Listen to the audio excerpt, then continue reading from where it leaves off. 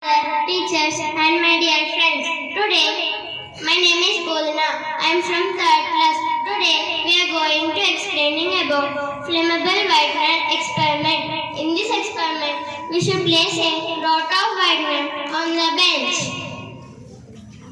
and give a touch with matchstick. After this, when we started writing again with the whitener, the bench begins to burn automatically.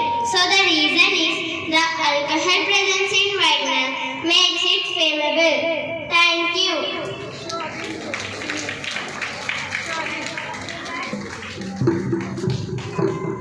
Science teaches us importance of thinking and innovation.